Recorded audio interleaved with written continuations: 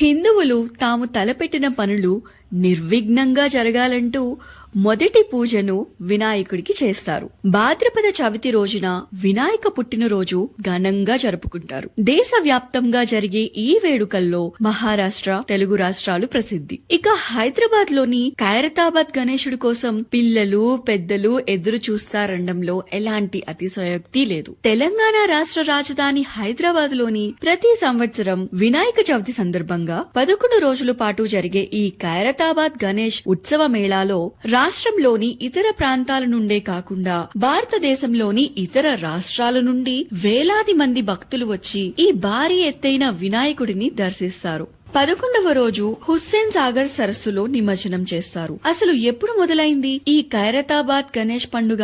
1954లో Khairatabad councillor గా ఉన్న సింగరి శంకరయ్య ఈ గణేష్ ఉత్సవాలను నిర్వహించడం ప్రారంభించాడు. 1954లో 1 అడుగు ఎత్తు విగ్రహంతో మొదలుపెట్టిన ఉత్సవాలు 60 ఏళ్ల వరకు ఒక్కో అడుగు పెంచుతూ 2014 నుండి ఒక్కో అడుగు తగ్గిస్తూ వస్తున్నారు. విగ్రహం ఎత్తు తగ్గినా రూపకల్పనలో ప్రతి సంవత్సరం వైవిధ్యతను చాటుతున్నారు. ప్రస్తుతం శంకరయ్య సోదరుడు సింగరి సుదర్శన్ వినాయకుడి ఏర్పాట్లు చూసుకుంటున్నాడు. ఆనవాయితీ ప్రకారం ఉదయం పద్మశాలీలు పూజలు నిర్వహిస్తారు. 60 అడుగుల భారీ చేనేత నూలు కండువ, 60 అడుగుల గాయత్రి యజ్ఞోపవీతాన్ని చేనేత కార్మికులు ప్రత్యేకంగా చేయించి ఖైరతాబాద్ గణనాథునికి సమర్పిస్తారు. తొలినాళ్లలో హైదరాబాద్ నగరమంతా వినాయకులను నిమజ్జనం చేసిన ఇక్కడ మాత్రం 20 నుంచి నెల రోజుల వరకు ఉత్సవాలు నిర్వహించేవారు. 1960లో ఏనుగుపై ఊరేగిస్తూ సాగర్ కి తీసుకెళ్లి నిమజ్జనం చేశారు. 11 అడుగుల విగ్రహాన్ని తయారు చేసినప్పుడు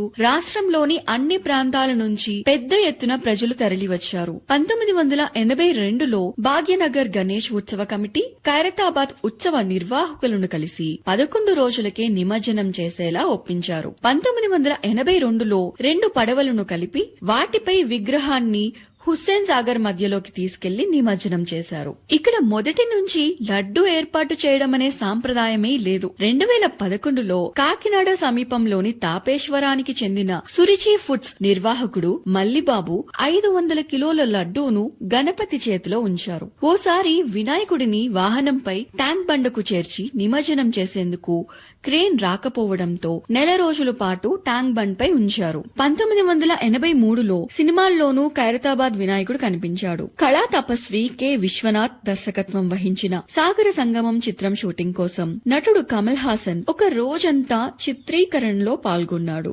ఎన్టీఆర్, శోభన్ బాబులు కూడా అప్పట్లో గణపతిని దర్శించుకున్నారు. తమిళనాడుకు చెందిన శిల్పి రాజేంద్రన్ తో పాటు దాదాపు 150 మంది కళాకారులు 3 నెలల పాటు బృందాలుగా పనిచేసి వినాయకుడికి రూపకల్పన చేస్తారు. 2013లో 59 సంవత్సరాలు పూర్తయిన సందర్భంగా 59 అడుగుల విగ్రహాన్ని ఏర్పాటు చేసి ఆంధ్రప్రదేశ్ తూర్పు గోదావరి జిల్లాలోని తాపేశ్వరం గ్రామానికి చెందిన మల్లిబాబు తయారు చేసిన 4200 కిలోల లడ్డూను అరచేతిలో ఉంచారు. 2015లో 6000 కిలోల బరువున్న లడ్డూను పెట్టారు. 2018 నుండి పర్యావరణ అనుకూలమైన బంకమట్టి విగ్రహానికి తయారు చేయడానికి గణేష్ ఉత్సవ కమిటీ అంగీకరించింది. హైదరాబాద్ మేయర్ అభ్యర్థన మేరకు 2022లో మట్టితో చేసిన 70 అడుగుల పర్యావరణ అనుకూల గణేష్ విగ్రహాన్ని నిర్మించనున్నట్టు నిర్వాహక కమిటీ ప్రకటించింది. విగ్రహాన్ని హుస్సేన్ సాగర్ సరస్సు వద్దకు తీసుకెళ్లే బదులు ఆ స్థలంలోనే నిమజ్జనం చేయాలి అనే